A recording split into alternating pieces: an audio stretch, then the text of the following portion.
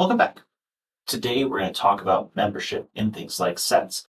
This is a very commonly used natural language word, and it means a lot. We can think of examples like a bag full of things or being a member in a gym.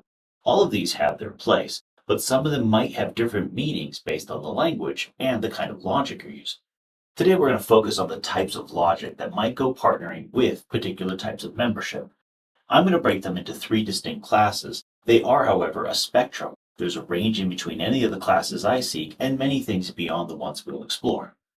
On one end, we might be needing to simply gather the data and get some general understanding. This is where classical logic reigns. It involves questions of just trying to figure out what's true. For example, if we sit in the sun and we get excess sunburn, does that cause skin cancer?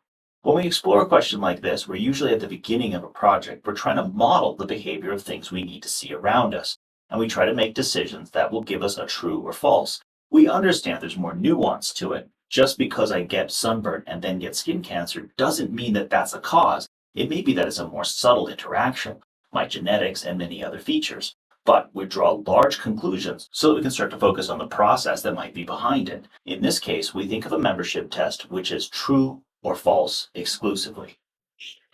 Remember, our name for a membership test was the chi function, the Greek letter chi, and it's for characteristic.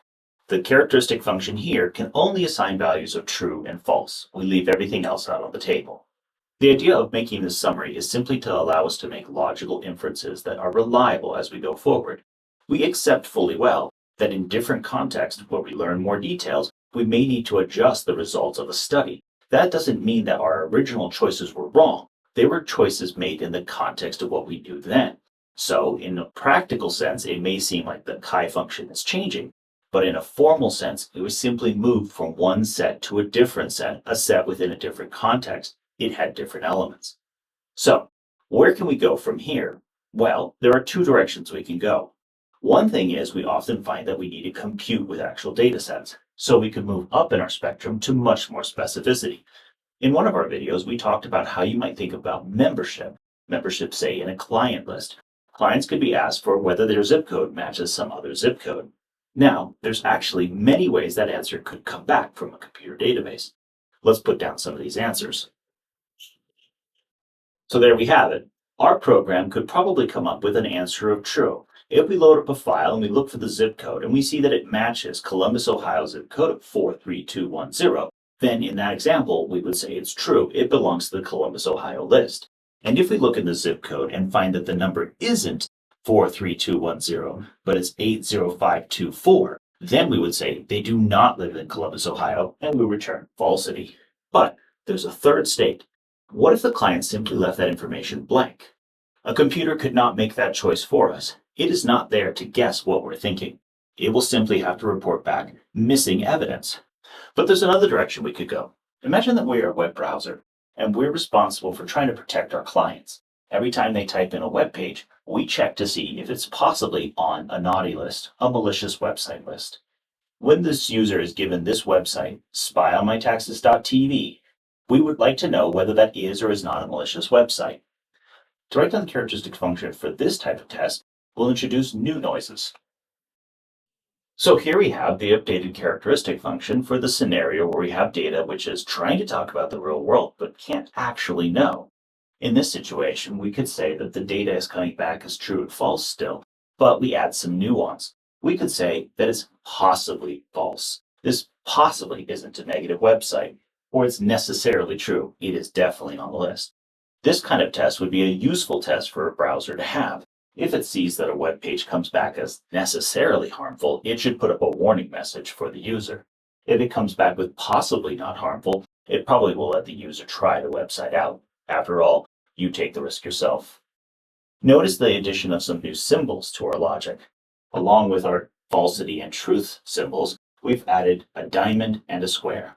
These are the logical operators for possibility and necessity. They come from an area known as modal logic. The kinds of logic we're exploring lie on a spectrum of multiple choices. Classical logic typically lives somewhere in the middle. It's not too forgiving, but it also doesn't know everything about the real world. It forces us to make a choice about true and false, but it leaves everything else somewhat formal. The extremely formal logic is the kind you need for computations. It goes by the name of intuitionistic. That's a historic name. You can read about it on Wikipedia. Modal logic takes its name from the idea of having various modes. You could change the possible worlds in which you see the scenario. In one world, you get one answer. In another world, you get another. If you have a situation where it's always the case, you would say it's necessarily fact. If you have some worlds where it doesn't work, you could say it's simply possibly. This type of logic helps us explore real world situations that are changing over time. We hope that we're in the right mode for the current situation. We plan for a logic in that mode. But we accept that perhaps that logic will change, and therefore, in a different mode, the logic needs some nuance. The chi test is just one of many things influenced by the change in logic, but it's often the first one you'll perceive. This is because we like to separate our data into things that happen within an event or don't. That requires us to agree at the beginning as to what kind of truth we accept for membership. Are we looking purely at the classical regime where things are true or false? Or are we looking for intermediate things like waiting on evidence or counting the resources? Other situations will be saying, in what world are you in? Some worlds will have some properties that are true and other worlds won't. If you understand the possible values of your membership test, you'll have a leg up on understanding what kind of logic you will need to model your scenario. Until next time. That's how you take care of your chalkboard.